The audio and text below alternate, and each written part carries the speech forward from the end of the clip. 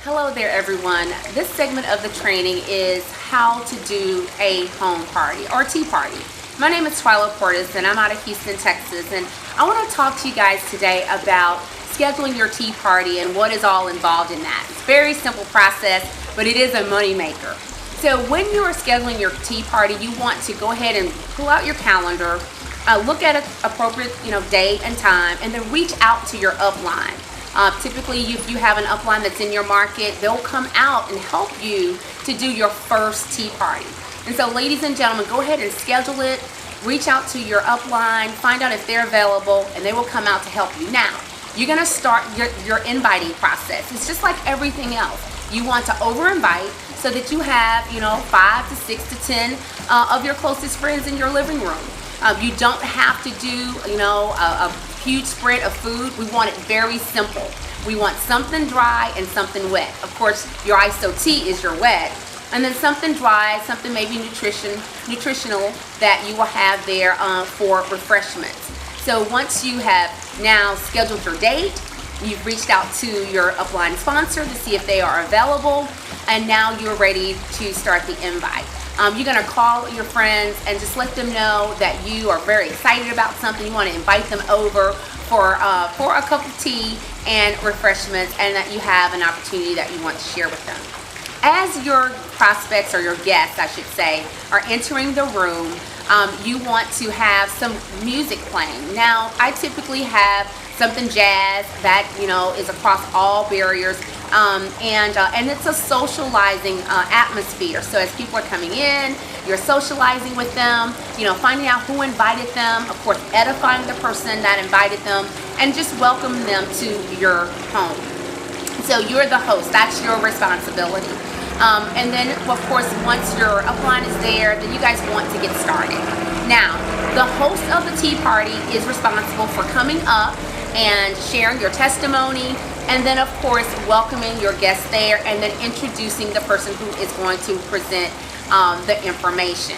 Once the information is presented, then of course you want to be able to close the room.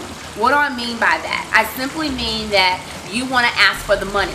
Typically what happens a lot of times at tea parties is that you will present the information and then you'll thank everybody for coming, and you forget to ask for the money, which is the reason that the people are there, so that you can obviously share the products or sell the products and or the opportunity.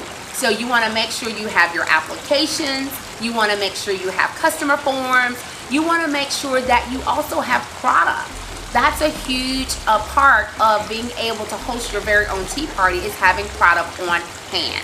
And so at the very end, you'll close and just obviously share with individuals the paperwork. Some people are going to take, some people are going to be your customer, and then some individuals are going to be a distributor. And so it's very simple, guys, to do a tea party. And I hit on some points in today's video. It's just really to give you an overview. Your tea party is very, very important, but it doesn't take a lot of work.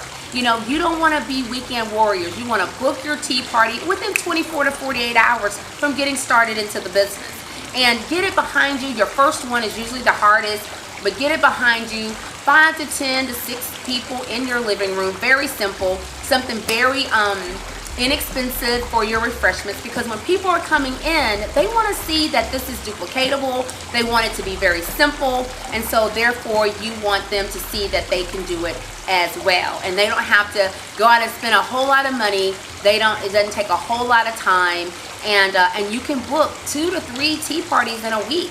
Typically, we have individuals that do anywhere from $400 to $600, in commissions at every single tea party. So that's the tip today. Just make sure you get your tea party scheduled, and the more tea parties you have scheduled, the more you have scheduled in your organization, the more money you're going to earn. And the one last thing before I go, after every single tea party, you want to book another party. All right? So we call it BAM famming, booking a meeting from a meeting, and that way you have your business beginning to roll organically. All right, so thanks so much for tuning in, and we'll see you guys on the next segment of our training. Bye for now.